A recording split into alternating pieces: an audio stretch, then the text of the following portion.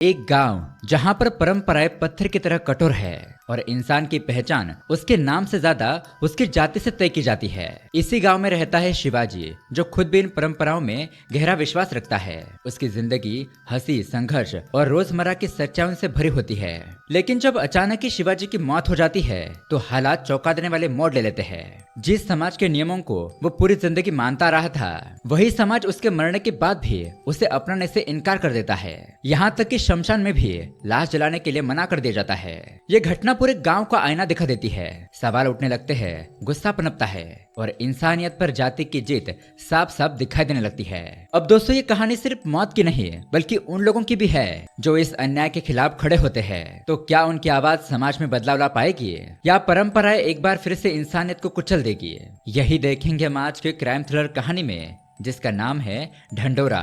दोस्तों, ये फिल्म हाल ही में 2026 में रिलीज हुई है, जिसे डायरेक्ट किया है मुरली जी ने। और शॉकिंगली 3000 से भी ज्यादा लोगों ने इसे IMDb पर रेटिंग दी है 8.7 आउट ऑफ 10। तो रेटिंग देखकर आपको अंदाजा लग ही गया होगा कि फिल्म कितनी इंटरेस्टिंग होने वाली है, इसलिए वीडियो को एंड तक जरूर देखिएगा। दोस्तों, अगर आप हमारे चैनल पर नए आए हो तो वीडियो को लाइक करके चैनल को सब्सक्राइब करके हमें सपोर्ट करें। चलिए अब बिना किसी देरी के शुरू करते हैं आज की कहानी की शुरुआत होती है 2004 में मेड़क गाँव से। यहाँ पर हम देखते हैं कि एक महिला की मौत हो चुकी थी और कुछ लोग उसका अंतिम संस्कार करने के लिए उसे ले जा रहे थे। अब शमशान घाट उनके गांव से बहुत दूरी पर होता है, तो ये लोग वहां पर जा रहे थे।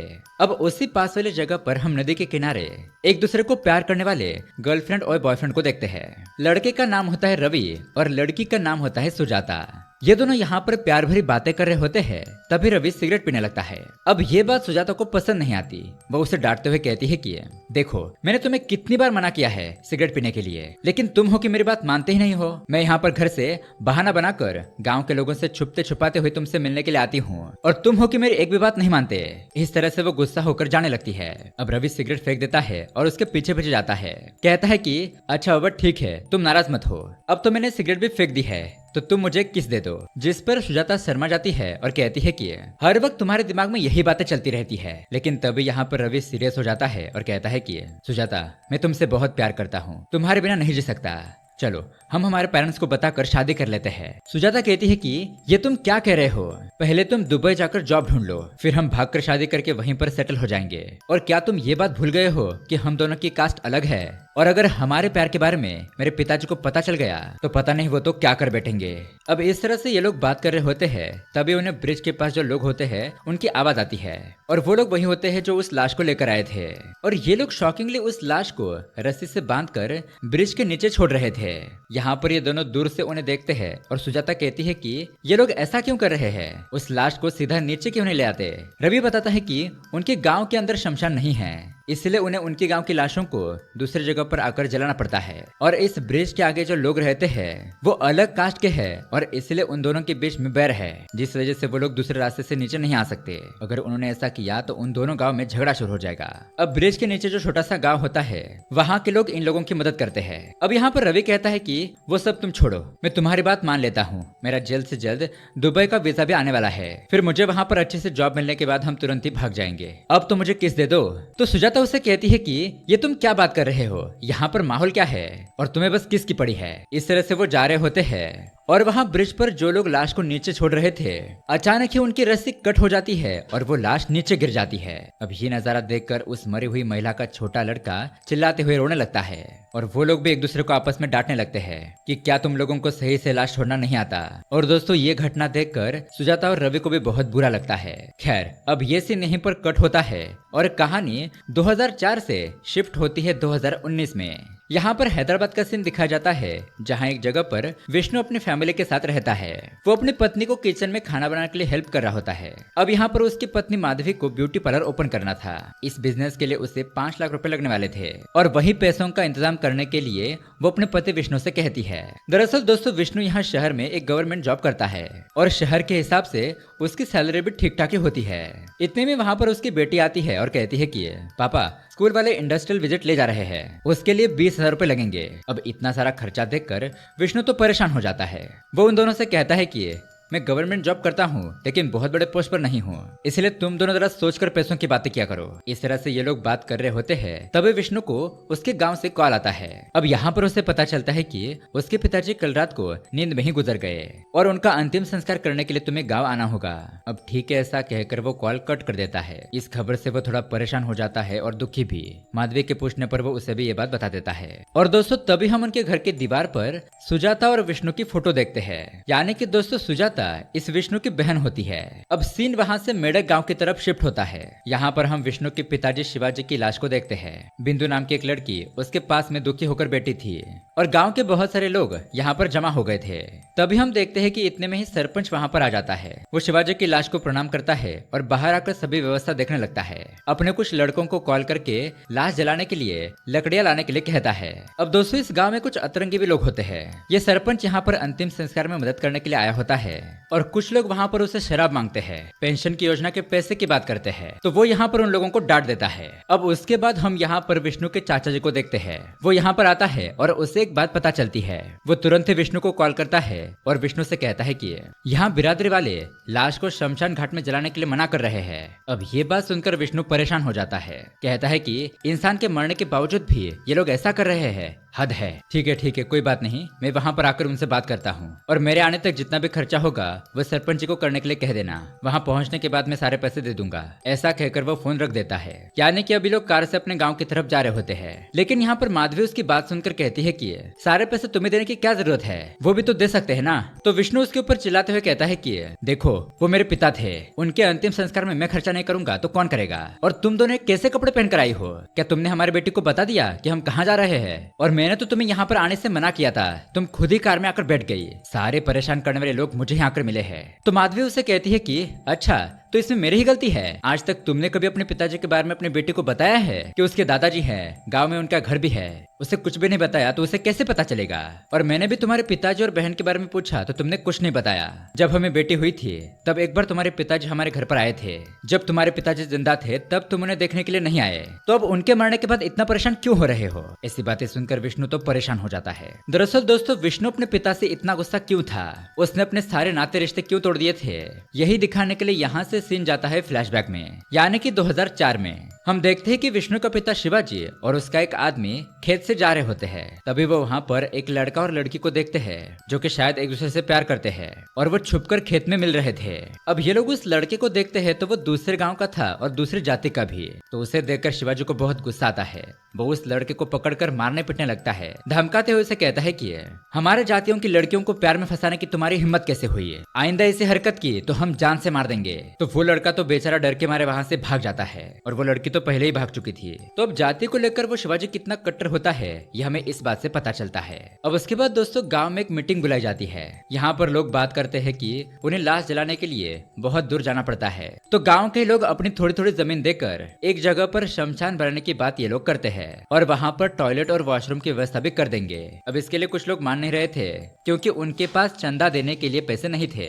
लेकिन यहाँ पर शिवाजी उनको अच्छे से समझाता है, जो लोग पैसे नहीं दे सकते थे तो वो लोग वहाँ पर मजदूरी करके हेल्प कर सकते हैं। तो अब इसके लिए सभी लोग मान जाते हैं। अब रात को हम देखते हैं कि सुजाता अपने घर पर खाना बना रही होती है। तभी वहाँ पर उसका मामा आता है और वो शिवाजी से कहता है कि बेटी सुजाता की अब शादी की उम्र हो गई है, जल्दी से उसकी शादी करनी होगी। जिस पर शिवाजी कहता है कि विष्णु तो पढ़ाई करने के लिए हैदराबाद गया है, उसका खर्चा है और यहाँ पर शादी का खर्चा मैं कैसे उठाऊंगा? पहले विष्णु को नौकरी लग जाए, उसके तुरंत बाद मैं सुजाता की शादी कर दूंगा। लेकिन मामा कहता है कि लड़की की उम्र ज्यादा हो गई तो कोई लड़का उसे पसंद नहीं करेगा, इसलिए तुम थोड़ा जमीन वगैरह गिरवी रख कर पैसों का इंतजाम कर दो। मेरा नजर में एक लड़का है, गवर्नमेंट जॉब करता है और सबसे इम्पोर्टेंट बात हमारे बिरादरी का है, तुम कहो तो मैं बात कर सकता हूँ। शिवाजी कहता है कि ठीक है, मैं तुम्हें सोचकर बताता हूँ। और अब यहाँ पर शादी की बात सुनकर सुजाता थोड़ी परेशान हो जाती है। फिर अगले दिन हम देखते हैं रवि सुजाता को अपने फ्रेंड के घर के पास ले जाता है। वो वहाँ पर उसे अपना वीजा दिखाता है और कहता है कि अगले हफ्ते में दुबई जाने वाला हूँ। अब ये बात सुनकर सुजाता तो बहुत ही खुश हो जाती है। फिर हमें दिखाया जाता है कि जब सुजाता कॉलेज जा रही थी तो उसी दौरान इन दोनों की मुलाकात हुई और प्यार हो गया।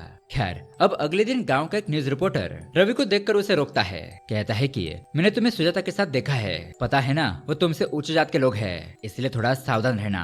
और सुजाता का भाई विष्णु मेरा अच्छा खासा दोस्त है, अगर मैंने तुम्हारे और सुजाता के बारे में उसे बता दिया तो सोचो क्या होगा। लेकिन दोस्तों अब यहाँ पर रवि उसे नहीं डरता।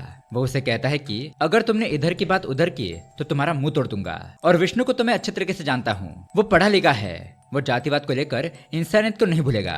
फिर उसके अगले सीन में हम देखते हैं रवि और सुजाता फिल्म देख रहे होते हैं। लेकिन अब थोड़ी देर के बाद रवि थोड़ा परेशान होकर थिएटर से बाहर आता है। उसके पीछे पीछे सुजाता भी आती है और पूछती है कि क्या हुआ, तुम इतने परेशान क्यों लग रहे हो। रवि उसे कहता है कि हम दोनों को अपने परिवार में ये बात बताकर शादी कर लेनी चाहिए, वरना अगर किसी दूसरे ने हमारे बारे में बता दिया तो बहुत बड़ी गड़बड़ हो जाएगी। लेकिन सुजाता कहती है कि क्या तुम पागल हो गए हो, मेरे पिताजी दूसरे जाति के लड़के से मेरी शादी कभी नहीं करेंगे, मैं उन्हें अच्छी तरीके से जानती हूँ, इसलिए तो मैं तुम्हें कह रही हूँ कि हम दोनों भागकर जाकर शादी करते हैं। रवि कहता है कि हम भागकर शादी कैसे करें, अपने परिवार को कैसे धोखा दे और उनसे अलग होकर हम क्या जी पाएंगे। बताओ तुम अपने पिताजी का कितना ख्याल रखती हो, क्या तुम उनसे अलग रह पाओगी। सुजाता कहती है कि वो मैं कुछ नहीं जानती, लेकिन मुझे इतना पता है मेरे पिता शादी के लिए नहीं मानेंगे, भागकर शादी करना ही हमारे पास लास्ट ऑप्शन है। अब तुम्हें क्या करना है तुम देख लो, इसलिए मैं तुम्हें कह रही हूँ तुम तुरंत ही दुबई जाकर जॉब ढूंढ लो, हम भागकर वहीं पर जाकर सेटल हो जाएंगे। अब उसके बाद रात को हम देखते हैं शिवाजी मामा से कहता है कि तू जिस लड़के के बारे में बात कर रहा था वो रायचंद का ही बेटा है ना। अबे लेकिन वो तो बहुत बड़ा शराबी है, लड़कियां घुमाता है, ऐसे लड़के से मैं अपनी बेटी की शादी कैसे कर दूं। मामा कहता है कि शादी से पहले हम कौन से सीधे थे, लेकिन शादी के बाद हम भी सुधर गए ना, वैसे वो भी सुधर जाएगा। उसके पास सरकारी नौकरी है, बाप की जमीन जायदाद है, बस तुम वो देखो, और अगर कुछ हुआ भी तो हम लोग है ना संभालने के लिए, बेटी हमारे गांव में ही आंखों के सामने रहेगी। तो एक बार इसके बारे में सोचो और अपने बेटे विष्णु को भी ये बात बता दो। इस तरह से वो उसे कन्विंस कर लेता है और फिर शिवाजी भी इसके लिए मान जाता है। अब उसके बाद दोस्तों हम शहर में विष्णु को देखते हैं। वो और माधवी एक दूसरे से प्यार करते हैं, लेकिन माधवी भी अलग कास्ट की होती है।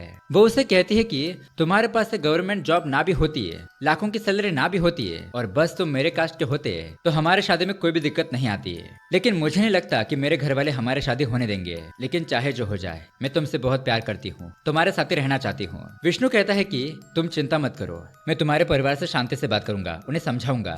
जिस पर माधवी कहती है कि पहले तुम अपने पिताजी को हमारे बारे में बताओ, फिर हम देखते हैं क्या होता है। अब यहाँ इधर गाँव में रवि का बर्थडे होता है। सुजाता उसे मंदिर ले जाती है और ये दोनों यहाँ पर प्रार्थना करते हैं। फिर वह उसे एक शर्ट गिफ्ट दे देती है। अब रात को उनके गांव में एक फेस्टिवल होता है जहाँ पर सभी लोग बहुत एंजॉय करते हैं, धमाकेदार डांस करते हैं। अब यहाँ पर एंजॉय करने के बाद सुजाता और रवि अकेले में एक दूसरे से बात करने के लिए जाते हैं। लेकिन तभी दोस्तों वहाँ पर सुजाता की बिरादरी के कुछ लोग शराब पीने के लिए अंधेरे में बैठे हुए थे और वो लोग अचानक ही इन दोनों को देख लेते हैं, जिससे कि अब सुजाता और रवि घबरा जाते हैं। फिर क्या होना था वही होता है जो उन्हें डर था। हम देखते हैं यहाँ घर में शिवाजी को अपनी बेटी के प्यार के बारे में पता चल जाता है। वो बहुत गुस्से में होता है। अब रात को यहाँ घर पर विष्णु भी आ जाता है और ये लोग खाना खाने लगते हैं। तो इतने में ही उनके घर पर रवि आ जाता है। विष्णु उससे पूछता है कि तुम यहाँ पर क्या कर रहे हो, वो भी इतनी रात गए। रवि बताता है कि मैं और तुम्हारी बहन सुजाता एक दूसरे से बहुत ज्यादा प्यार करते हैं और हम शादी करना चाहते हैं। ये बात सुनकर वो लोग शॉक हो जाते हैं। तभी शिवाजी को बहुत गुस्सा आता है, वो हथियार लेकर आता है। तो यहाँ पर विष्णु उसे रोकता है। शिवाजी रवि से कहता है कि तुम जैसे निचले जाति वाले लोगों की हिम्मत कैसे हुई हमारे बिरादरी की लड़की से प्यार करने की, तुम लोगों की औकात ही क्या है। रवि कहता है कि हम सभी लोग इंसान हैं, हमारे दादा परदादा कौन थे, उन्होंने क्या किया, उनकी जाति क्या थी, इससे हमें अभी कुछ फर्क नहीं पड़ता। हमें इंसानियत और अपने लोगों की खुशी देखनी चाहिए, ना कि जातिवाद को लेकर लड़ाई करनी चाहिए। लेकिन शिवाजी उसे कहता है मुझे तुम्हारी कोई भी बात नहीं सुननी है, तुम यहाँ से चले जाओ वरना मैं अभी तुम्हें यहाँ पर मार डालूंगा।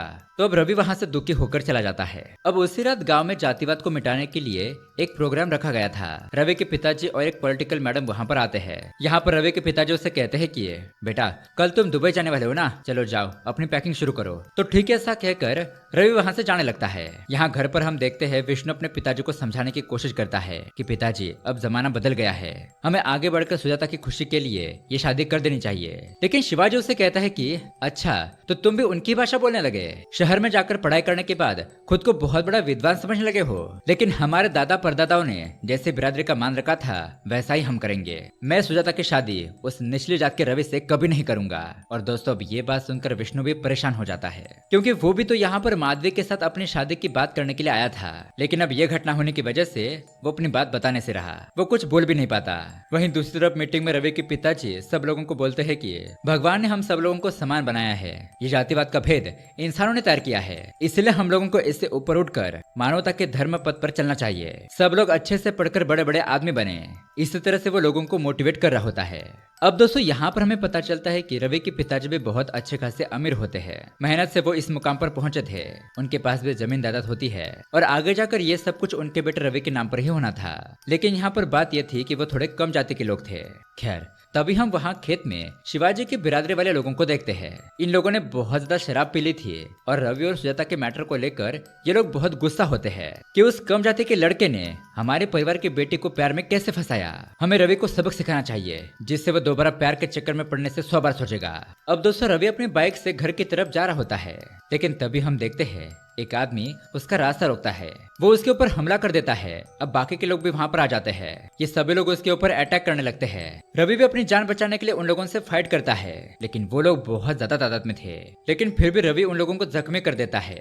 पर इतने में ही पीछे से एक आदमी आकर उसके पीठ पर त्रिशूल से वार करता है, जिससे कि रवि नीचे गिर जाता है। फिर वो लोग बार बार त्रिशूल से उसके ऊपर वार करते हैं और दोस्तों ये लोग यहाँ पर रवि को जान से ही मार देते हैं। और इस तरह से दोस्तों जातिवाद के नाम पर बेचारे रवि की मौत हो जाती है। अब अगले दिन गांव के सभी लोग देखते हैं तालाब के पास रवि की लाश पड़ी हुई है, तो वहाँ पर पुलिस भी पहुंच गई थी।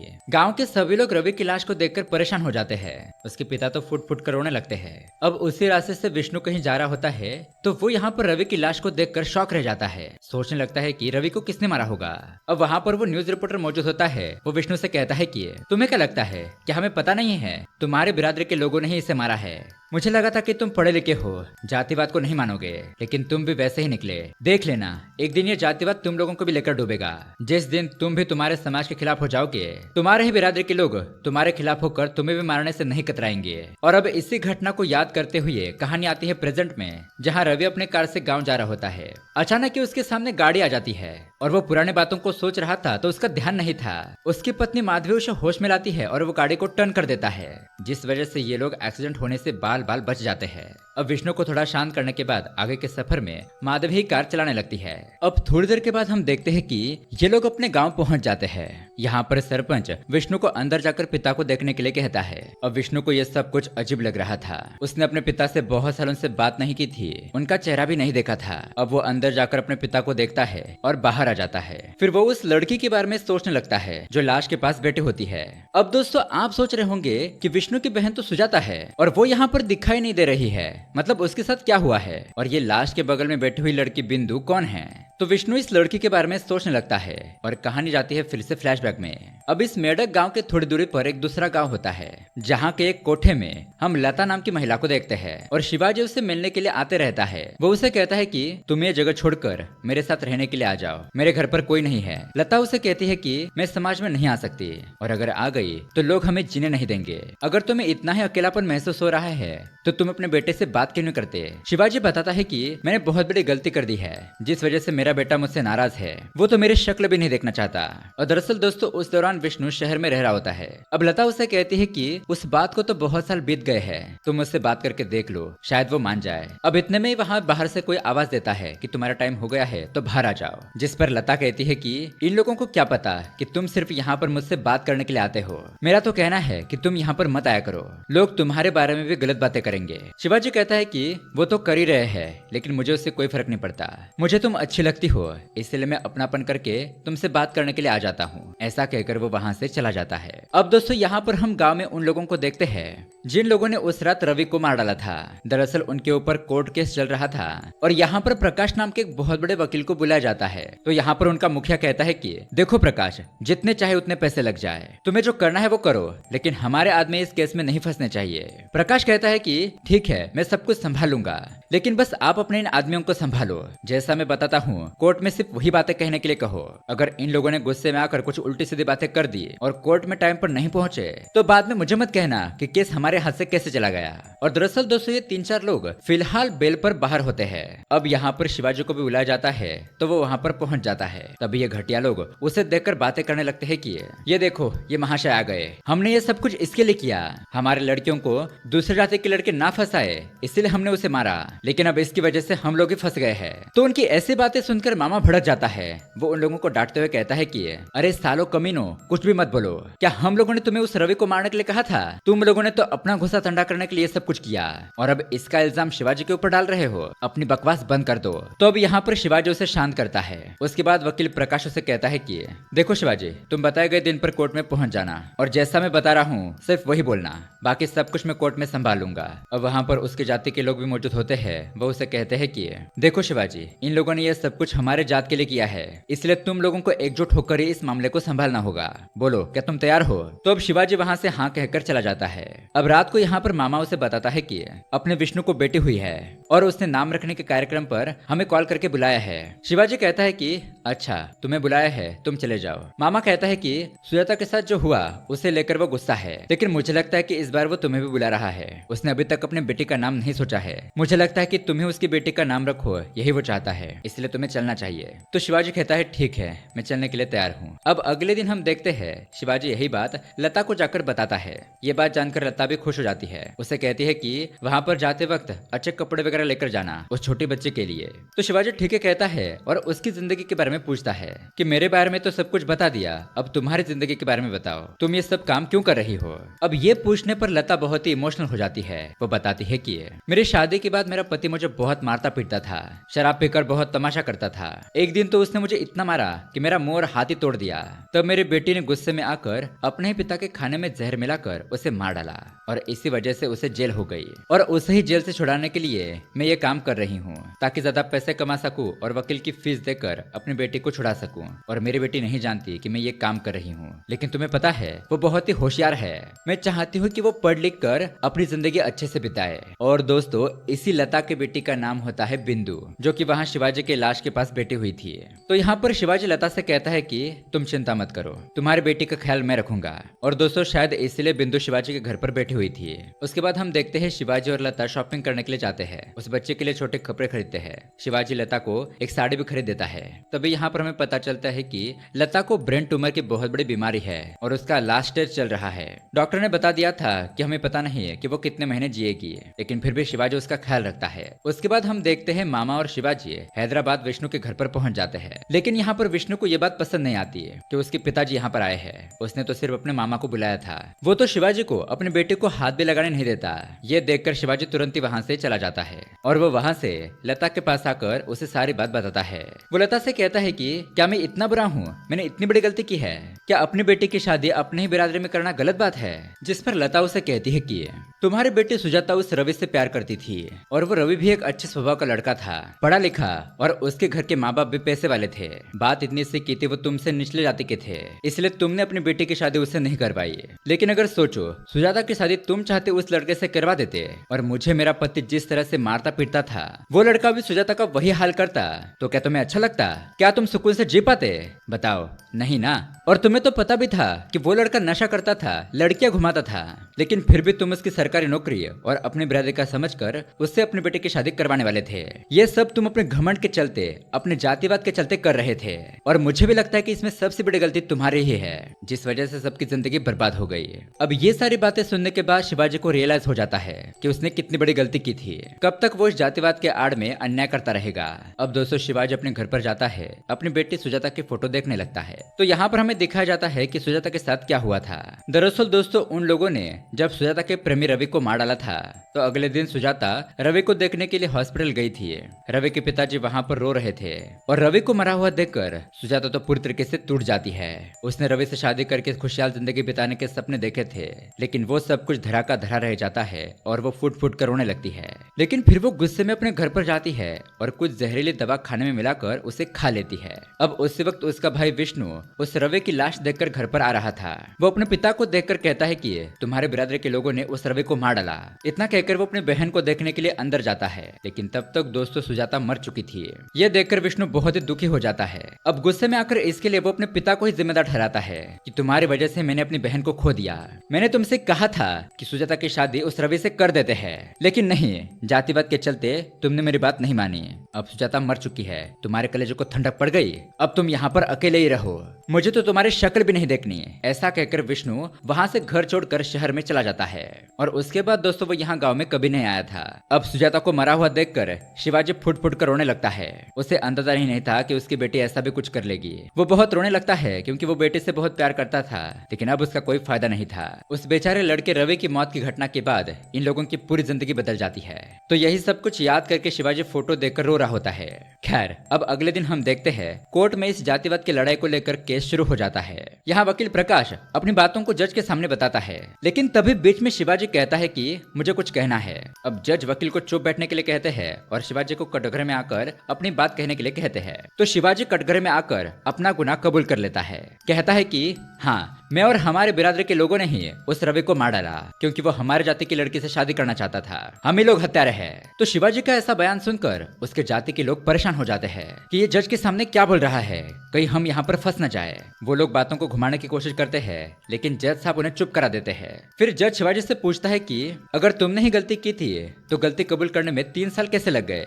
शिवाजी कहता है कि साहब, ये जाति का नशा है, जल्दी नहीं उतरता, लेकिन अब मुझे मानवता धर्म का महत्व समझ में आ चुका है, इसलिए अब मैं और गलती नहीं करूंगा। तो दोस्तों, अब गुनाह कबूल करने के बाद जज साहब इन लोगों को आजीवन कारावास की सजा सुना देते हैं क्योंकि इन लोगों ने गुस्से में आकर बेचारे उस रवि को मार डाला था। इस तरह से जातिवाद के आड़ में गुनाह करने वाले लोगों को अच्छा सबक मिलता है। अब गुनहगारों को तो सजा मिल गई थी, लेकिन शिवाजी भी जेल चला जाता है। ये देखकर लता को बहुत दुख होता है। अब उसके कुछ साल बाद शिवाजी अपने बेटे विष्णु को जेल में मिलने के लिए बुलाता है। विष्णु वहाँ पर जाता है। शिवाजी उसे बोलता है कि मैं लता से बहुत प्यार करता था, उसकी एक बेटी है बिंदु, वो जेल से छूट गई है और मुझे पता चला है कि वो फिलहाल एक हॉस्टल में पढ़ रही है। मैं चाहता हूँ कि तुम उसकी जिम्मेदारी लो। लेकिन विष्णु अपने पिता शिवाजी से कहता है कि गलतियां तुम करो और जिम्मेदारी मैं उठाऊं, मुझे तुम्हारे और उस लड़की की कोई परवाह नहीं है। तुम्हारी वजह से हमारा पूरा परिवार बर्बाद हो गया। मैं तो ये चाहता हूँ कि तुम इस जेल में ही मर जाओ। ऐसा कहकर वो वहाँ से चला जाता है। इसी के साथ दोस्तों हम यहाँ प्रेजेंट में आते हैं, जहाँ विष्णु यही सब कुछ सोच रहा था। खैर, अब उसके बाद विष्णु, उसका चाचा और सरपंच, ये लोग उनकी बिरादरी के लोगों से बात करने के लिए जाते हैं और सारा मसला इन्हीं लोगों की वजह से खड़ा हुआ था। अब यहाँ पर हम देखते हैं जिन लोगों ने उस लड़के रवि को मार डाला था, उन लोगों की फोटो पर हार डाला हुआ था, यानी कि वो लोग मर चुके थे। और उसके बिरादरी के लोग इस वजह से नाराज होते हैं क्योंकि उस वक्त शिवाजी ने कोर्ट में उनके खिलाफ गवाही दी थी, जिस वजह से उन लोगों को भी जेल जाना पड़ा। विष्णु कहता है कि उसकी सजा तो मेरे पिताजी को भी भुगतनी पड़ी और हमारे पूरे परिवार को। उस घटना को बीते हुए कितने साल बीत चुके हैं और आप लोग है कि उसी बात को पकड़ कर बैठे हुए हो। वो सारी बातें छोड़ दो, मेरे पिताजी का अंतिम संस्कार करने दो। सरपंच भी उन लोगों को समझाने की कोशिश करता है, लेकिन ये लोग तो उनकी बात मानने के लिए हरगिज भी तैयार नहीं थे। उल्टा उन्हें और गालियां देने लगते हैं कि तुम लोग तो हमारे जाति के ऊपर कलंक हो। तब चाचा बीच में कहता है कि सब लोग शांत हो जाओ, लड़ाई करने से यहाँ पर कोई फायदा नहीं होगा। अब ये बताओ कि आगे क्या करना है, इस मामले को कैसे सुलझाया जाए। तो वो लोग शर्त रखते हैं कि शिवाजी के नाम पर इस गांव में जितनी भी जमीन है वो सारी जमीन इन लोगों के नाम पर कर दी जाए, तभी इन लोगों को शमशान घाट में जाकर अंतिम संस्कार करने की परमिशन मिलेगी। लेकिन दोस्तों अब यहाँ पर आता है बहुत बड़ा ट्विस्ट। उनकी ये बात सुनकर विष्णु तो शॉक रह जाता है क्योंकि शिवाजी ने तो अपने बेटे विष्णु के नाम पर यह जमीन नहीं की थी। दरअसल शिवाजी ने वो जमीन तो लता की बेटी बिंदु के नाम पर कर दी थी। अब सरपंच विष्णु से कहता है तुम ये जमीन उस बिरादरी वाले लोगों को दे दो और अपने पिता का अंतिम संस्कार कर दो। वैसे भी तुम तो यहाँ पर नहीं रहने वाले, शहरी जाकर रहने वाले हो। लेकिन विष्णु कहता है कि मैं ऐसा कर भी देता, लेकिन वो जमीन मेरे नाम पर नहीं है बल्कि उस लड़की बिंदु के पास है। फिर विष्णु बिंदु के पास जाकर सारी बात उसे बताता है और उसके नाम पर जो जमीन थी वो देने के लिए कहता है। लेकिन दोस्तों अब यहाँ पर बिंदु वो जमीन देने से बिल्कुल भी मना कर देती है। यहाँ पर हमें एक छोटा सा फ्लैशबैक दिखाया जाता है। जेल से छूटने के बाद बिंदु एक हॉस्टल में रह रही थी, तो उन लोगों ने विष्णु को बुलाकर बिंदु को ले जाने के लिए कहा, लेकिन विष्णु बिंदु को अपने साथ नहीं रखना चाहता था, इसलिए वो उसे फिर से कोठे में छोड़ देता है और इसी वजह से बिंदु बहुत दुखी हो गई थी। और शिवाजी के जेल से छूटने के बाद वो कुछ दिनों तक उसके साथ रही थी, लेकिन फिर अचानक शिवाजी की नींद में ही मौत हो गई। तो अब यहाँ पर हम प्रेजेंट में आते हैं। बिंदु विष्णु से कहती है कि इतना सब कुछ होने के बावजूद भी मैं उन लोगों के सामने नहीं झुकूंगी। आज मैं ये जातिवाद का मसला मिटा कर ही रहूंगी। वो विष्णु से कहती है कि भैया मैं तुम्हें माफ कर देती हूँ, तुमने मेरे मुश्किल वक्त में मुझे अकेला छोड़ दिया, लेकिन कोई बात नहीं है। अब मेरा यही फैसला है कि पिताजी शिवाजी ने मेरे नाम पर जो जमीन की है वो 10 एकड़ पूरी जमीन मैं यहाँ पूरे गांव के नाम पर कर दूंगी। उसी जगह को शमशान बनाया जाएगा और पिता शिवाजी का अंतिम संस्कार वहीं पर होगा। ऐसा करेंगे तो वो लोग भी कुछ नहीं कर सकते। अब दोस्तों इस गांव में 2-3 जाति के लोग रहते थे, तो बाकी लोगों को भी ये बात बताकर वो लोग इस फैसले को मंजूर कर देते हैं। विष्णु भी सरपंच से ये बात कहता है कि जैसा मेरी बहन बिंदु कहती है मैं भी वही चाहता हूँ, हम ये 10 एकड़ की जमीन पूरे गांव को दान कर देते हैं। अब से मैं भी किसी से नहीं डरूंगा। जातिवाद के नाम पर वो लोग हमें डराकर नहीं झुका सकते। अगर यहाँ पर हमने उन लोगों की बात मान ली तो मेरी बहन सुजाता, उसका प्रेमी रवि और पिता शिवाजी, इन लोगों की मौत का कोई फायदा नहीं होगा। अब उसकी ये बात सुनकर सरपंच भी मोटिवेट हो जाता है। कहता है कि अगर ऐसी बात है तो ठीक है विष्णु, तू अब देख मैं तेरे पिता का अंतिम संस्कार कैसे करता हूँ। और वो बाहर जाकर गाँव वालों को ढोल ताशा बजाने के लिए कहता है, खुद भी डांस करने लगता है। इस तरह से दोस्तों शिवाजी के मरने के बाद उसके नाम पर जो 10 एकड़ जमीन थी वो पूरे गांव को दान कर दी जाती है। वहां पर एक बहुत बड़ा शमशान बनाया जाता है और शिवाजी का अंतिम संस्कार वहीं किया जाता है। और दोस्तों इसी के साथ ये कहानी यहीं पर एंड हो जाती है। तो दोस्तों ये कहानी आपको कैसी लगी हमें कमेंट करके जरूर बताइएगा। साथ ही ऐसे ही अमेजिंग मूवी देखने के लिए हमारे चैनल को सब्सक्राइब जरूर कीजिए। मिलते हैं अगली वीडियो में। Keep watching.